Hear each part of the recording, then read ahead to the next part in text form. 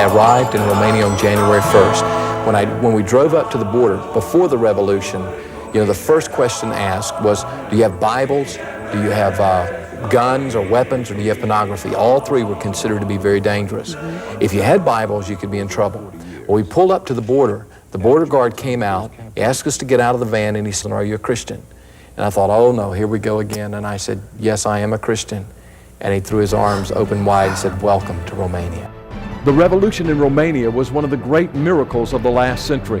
In fact, I became involved in 1980 when I first went into Romania, and I went to the Emmanuel Baptist Church in Oradea, and I saw God at work in a way in which I had never seen in my life. The church was packed. People were everywhere. 1 hour before the service, there were people praying and seeking the face of God.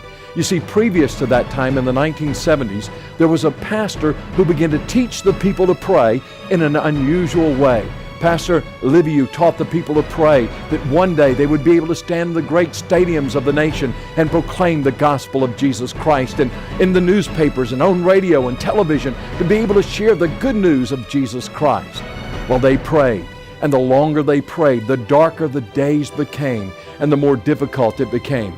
I remember preaching in that church in Oradea, and the place was packed. People were standing down the aisles. They were gathered around the outside in freezing cold temperatures. And I'll never forget, after the service was over, many people had given their hearts to Christ, and one of the leaders came to me and said, Brother Sammy, did the Lord work? Did the Lord work?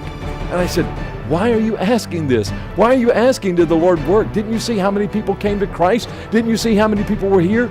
And I'll never forget what he said. He said, oh, you don't understand. I was not in the auditorium. I was in another room with 100 men, and we were praying the whole time you were preaching. And there was another room with 100 women who were praying the whole time you were preaching. These people prayed. They sought the face of God, and things got worse. And then I received a phone call one day in 1989 after I had been blacklisted and told I would never be able to come back into the country, and they said to me, you will never set your feet on Romanian soil. But there was one thing they didn't know. God is on his throne. And I'll never forget, I walked back into Romania in 1989, and as you saw those pictures there at the border crossing, and at the very spot where they said you'll never be allowed back in, we gave glory and honor and praise to Jesus Christ. I went into Romania, and I saw things that I never dreamed I would see. I saw God moving and working. People would run up to him and begin to yell, there is a God, there is a God, there is a God, and God is with us, God is with us. Right on the streets, not church people, but street people. For the first time in the history of Romania in May of 1990, I stood and preached the gospel of Jesus Christ in a public stadium. My interpreter turned to me and said, Sammy, do you realize what today is? I said, what is today? He said, today is the day that God has answered the prayers that our pastor taught us to pray, that one day we would stand in the great stadiums. And I went to stadiums all over Romania and preached the gospel and saw God work. The stadium is packed. It's 15 minutes before time to start, and normally it's 30 minutes after the service starts before everyone's in. So I don't know where all the people are going to be. But I do believe this, that God is going to show us his glory tonight, and we're praying to that end. It's exciting to see what's happening.